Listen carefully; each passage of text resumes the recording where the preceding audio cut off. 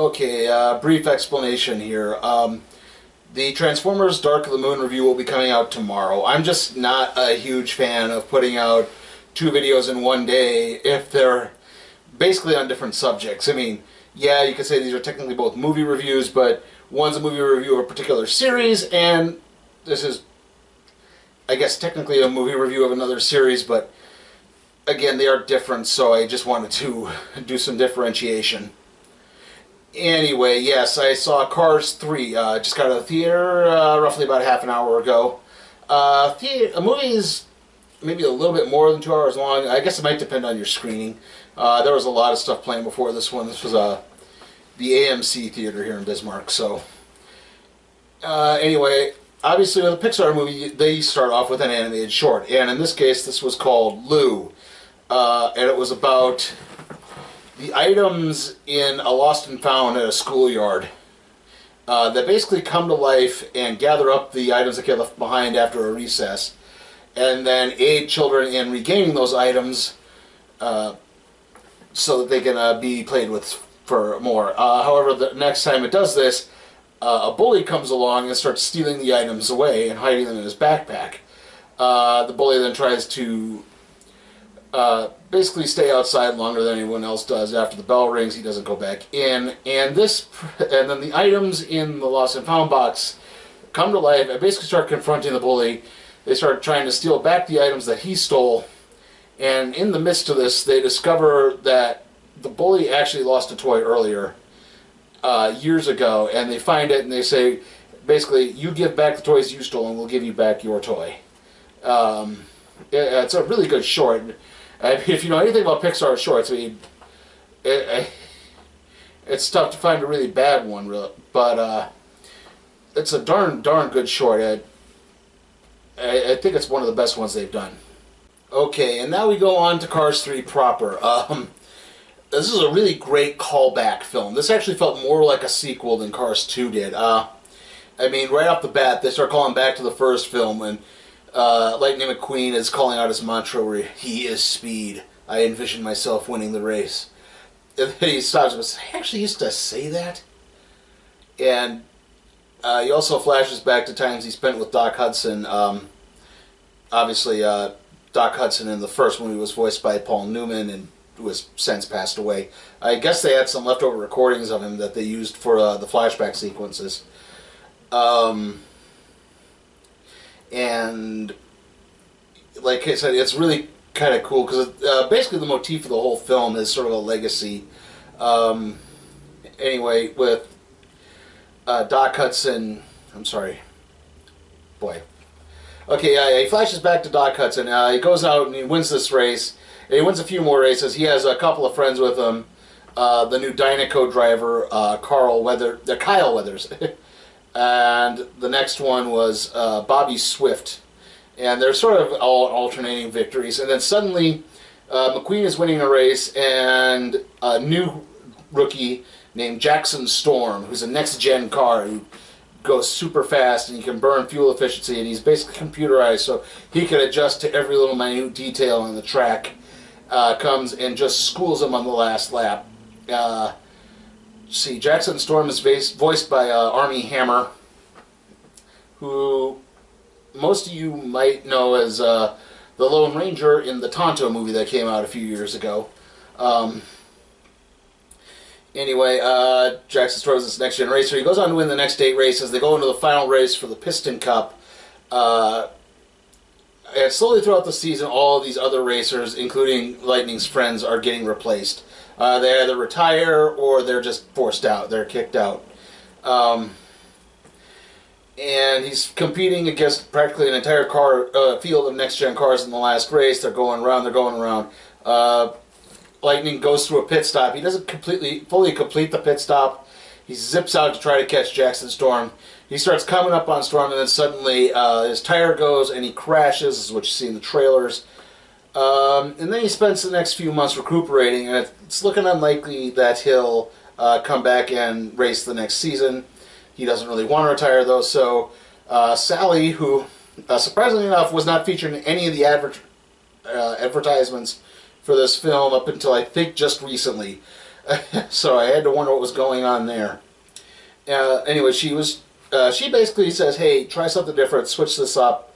Maybe you could start winning again. So he decides to come back. He talks to the guys who wanted to sponsor Rusty's, and they have recently sold Rusty's to a guy named Sterling, who's voiced by Nathan Fillion. Sterling is like, he's a mud flap impresario, and he's trying to rebuild, he wants to rebuild Lightning as well, so he's built this new high-tech racing center where he can improve things. And he hooks up Lightning with a trainer named Cruz Ramirez. And Cruz Ramirez, like I said, she's very much a trainer, and so she's trying to go easy on him because she views Lightning McQueen as being old and having problems. And Lightning just wants to get into this new high-end simulator that he saw Jackson Storm using earlier in the film. He gets in. Eventually, he sort of bullies his way onto the simulator. He starts going, and he doesn't know how any of this works, and he winds up crashing and destroying it. He actually winds up crashing the simulator itself. And this kind of prompts Sterling to say, you know what, I'm trying to protect your legacy here. Like, your racing career is coming to an end. I was hoping that we would go one more season, but right now it's not looking like that. I want you to protect your brand image. No one wants to see you going out as a loser. You go out now, and then you can hawk all the products for me, basically. Kind of like Richard Petty was for a long time in NASCAR. I guess maybe now Jeff Gordon would be that kind of way. The funny thing, I'll say this as a NASCAR fan, this does sort of oddly parallel what's happening in NASCAR now, where you have this really strong core of younger drivers that are coming up, and a lot of the older drivers are kind of going away. I mean, in the last few years, Tony Stewart, Jeff Gordon, and Dale Earnhardt Jr. are retiring. So, I mean, that generation's kind of going by the wayside. Guys that were rookies when I was starting are now the old men. So, that's kind of weird. Anyway, Lightning decides to try a back to basic approach. And he basically says, listen, if I don't win this next race in Florida, I'll retire. But he wants to try a back to basics approach. He goes back to dirt racing. He starts racing on this beat. He comes back to the idea of going to all the places where Doc Hudson trained. And Cruz comes along, and it's like she's trying to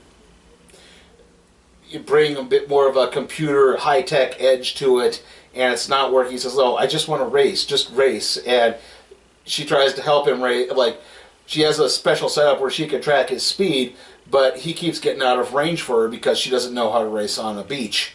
And so he's trying to help her do that along the way. It's then that they go to another dirt track that Hudson used to frequent, except it's on the night of a demolition derby. And so they go through the whole thing that Cruz actually winds up winning the demolition derby, kind of by a fluke. But again, it's because she sort of bungles her way to victory as the last car left, not because of anything else. And Lightning kind of takes her to task and says, you really don't know anything about racing. I thought you were a race fan. And she said, listen, I tried to be a racer. I went and I practiced and I practiced and I practiced. And I went to my first race, and basically all the other drivers laughed at me, and I realized I had no chance of making it. So I gave up and decided to become a trainer instead. And kind of through all of this, they have a falling out. They eventually kind of come back together a little bit. Cruz is not really a love interest in this. Lightning is very much, I hate to use the term faithful in terms of a car, but yeah, faithful to Sally throughout this. But Lightning gets the idea to track down Doc Hudson's old trainer, Smokey. And Smokey is, just a sec.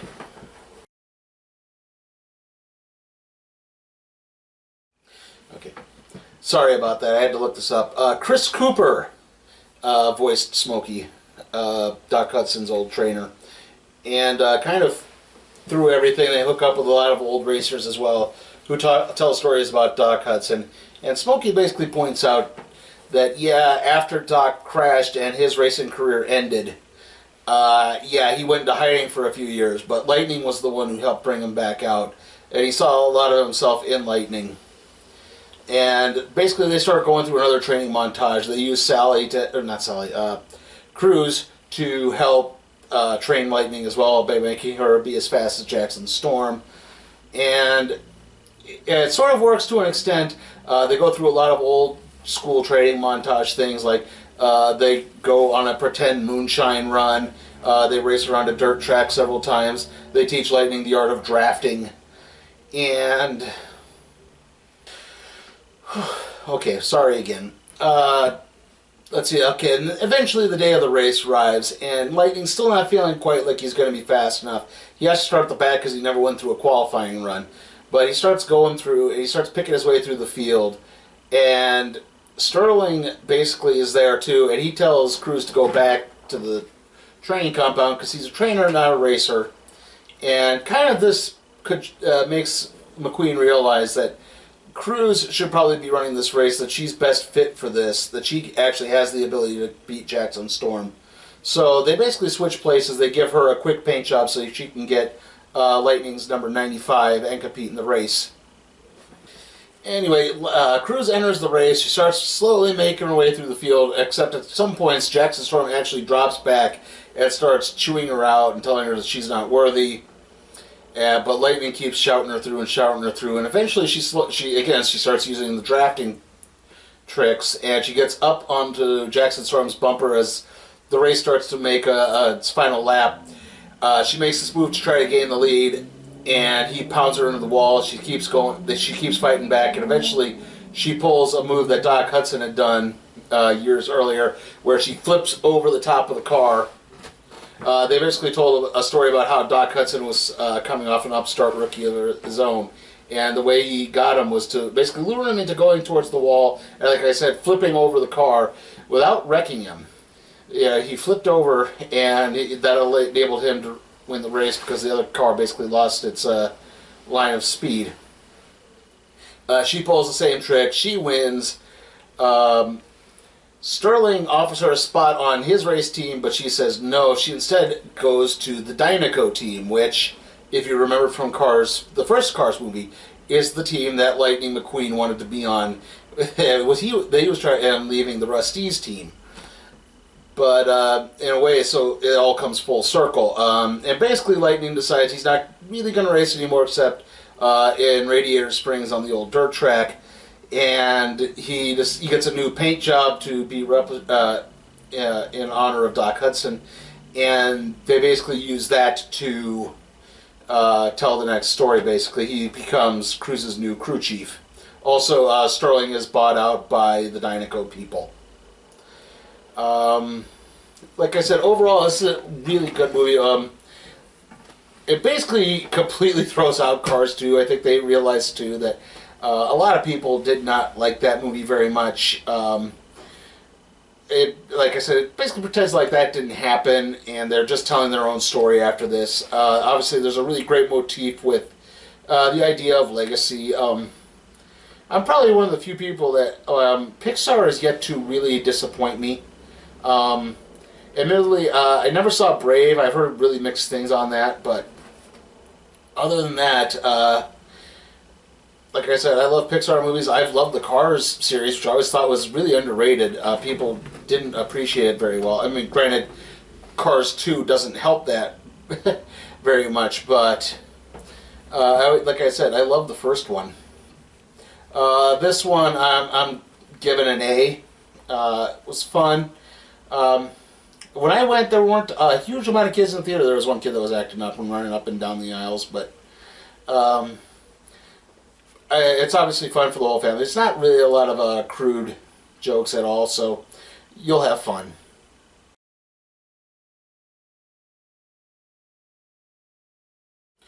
Okay, trailer time. We have a lot of trailers to go through this time. They actually played one trailer twice, and that was the trailer for the Emoji Movie. Yeah, that really looks like... This looks like it could be kind of entertaining or really bad. I don't really know so much about that one. After that, like, I don't know if this was a sketch, a short, or something of some sort of sketch something called Dads in Parks. Yeah. We also, for some reason, got the that weird. Was it the? I think it's a TD Ameritrade trailer where they're playing "Cats in the Cradle" throughout the whole thing. It's like they do realize that's a song about a neglectful father. It's not a song about a father to actually be a part of his kid's life. Anyway, our next trailer is Spider-Man: Homecoming. And now we get another new trailer. We get The Nut Job 2. I didn't know the first Nut Job was really that popular. I thought that kind of bombed at the box office. After that, we got Despicable Me 3. The next trailer, it was weird because the screen got really wonky and shorted out a little bit, or the camera did, and the colors were all off. But it was for Ferdinand, the animated John Cena movie, based on the classic children's tale. After that, we have Lego Ninjago. We then had a trailer for the Olaf's Frozen Adventure, which is the animated short, which will be airing before Coco, which I guess makes sense since the next trailer we saw was for Coco. Okay, so yeah. Mostly pretty good-looking movies throughout all of this. Admittedly, Lego Ninjago, I'm not entirely sure of either. I mean, at least, with the first Lego movie, you obviously had all the pop culture references and all that stuff. And the second one, the second one was the Batman one, so you had all that fun.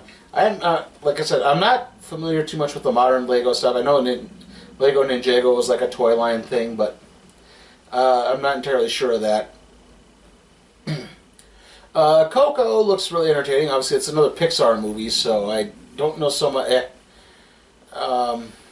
Like I said, it looks entertaining. I'm not entirely sure about the Frozen short. I mean, it's probably going to be good. I'm just taking a stab in the dark. Anyway, like I said, tomorrow will be the Transformers Dark of the Moon review. Sunday will be the Age of Extinction review. And then Monday will be the Money in the Bank recap and review. See you all next time.